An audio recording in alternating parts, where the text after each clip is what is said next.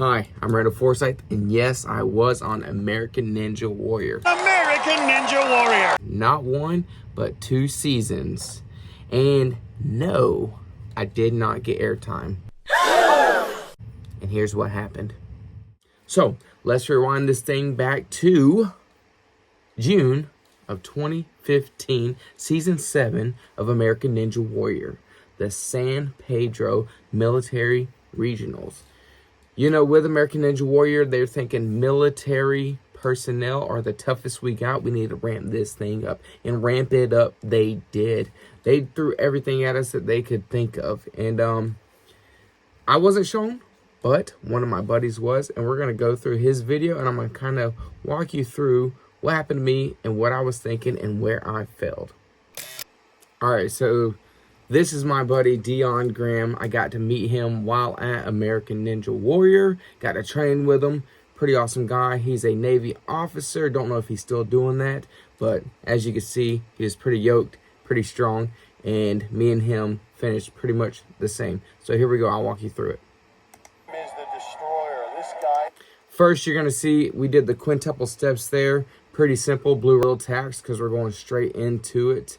You'll notice on the first part, those pegs do not move, but then you have to go to a movable peg board, and that's the part that gets you a little bit tired. Dion on that one.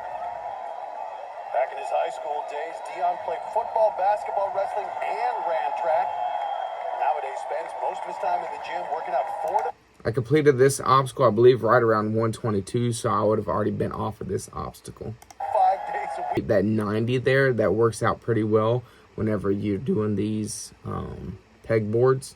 If you go straight, you have to barely reach and go. So if you're holding here, you can reach out way farther.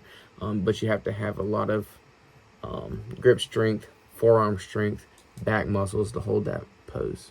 Not sure what the muscle mass to body fat ratio is, but right. By the way, here's a photo of me on this. That's one thing I did get a photo. They uploaded later on. Now it doesn't seem like it matters.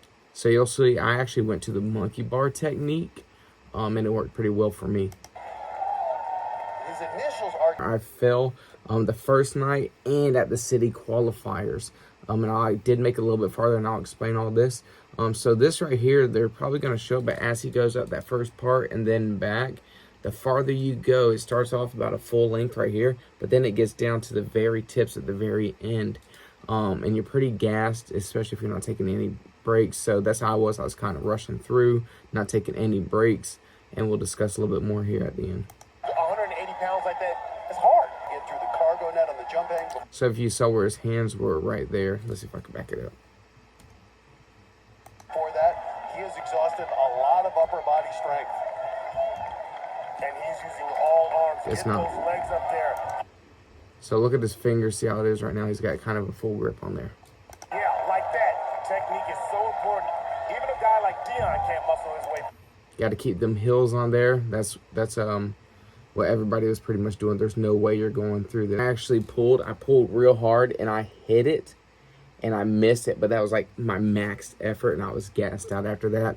Then ultimately I hung there for quite a while, fighting it because I did not want to go in the water. But I'd do the same thing he did. Such a difficult move, and you are only hanging by your fingertips. And that is right here.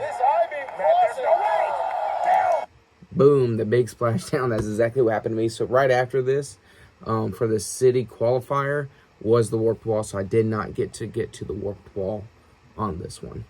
All right, then fast forward the next night, aka several weeks later is what they like to tell you on the TV show, but really it's the next night you come back and you participate again. So the first night there's about 110 people who ran the course.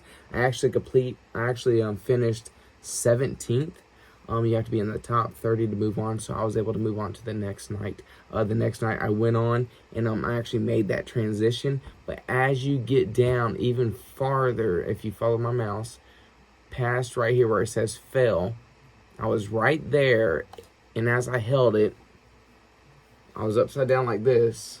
I looked back to see where that platform was, and when I did, my left foot slipped off, and I fell into the water. So again, I failed, and I ended up finishing 18th and you have to be in the top 15 to go to Vegas. So that's what happened to me on season 7 of Military Edition of American Ninja Warrior in California. Okay, so this is 2019, I do believe.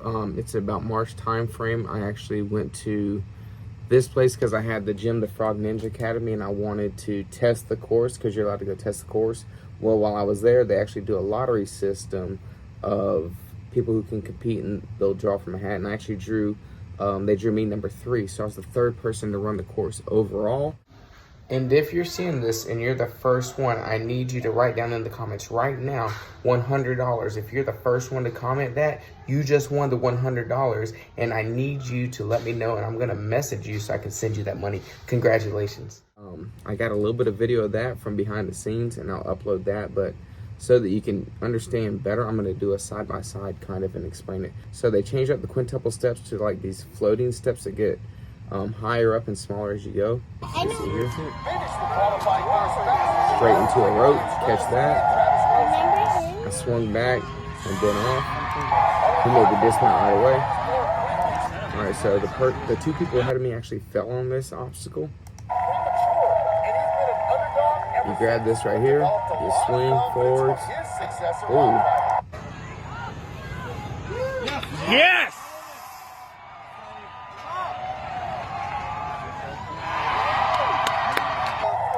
And now you're on to the block run. This is, again, balance is one of those things that's any given Sunday, and you can follow it anytime. All right, so there it goes, boom.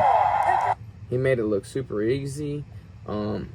I, however, stepped on the very center block that spins super quick, and as soon as it happened, I went down, and that was the end of that.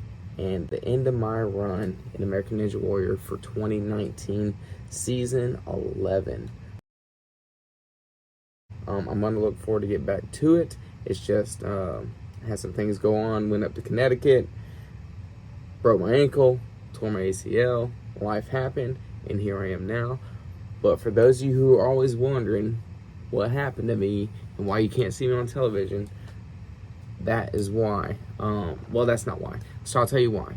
Here's what I found out the first season. The first season, they bring you up and they ask you a bunch of emotional questions, and they really pull at your heartstrings, because at the end of the day, looking back now, it's a television show. So not only do they want athletes because they can find them, but they also want the story. So they're always looking for a storyline.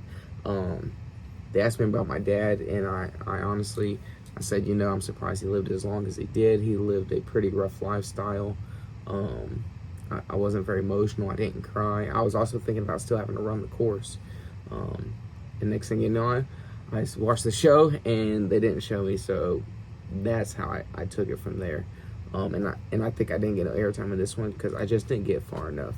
I wasn't a very exciting person to watch. So if you ever go on American Ninja Warrior, you need to be exciting, get the crowd going, and you need to have a good story, and you need to play to the heartstrings of the fans and the people watching.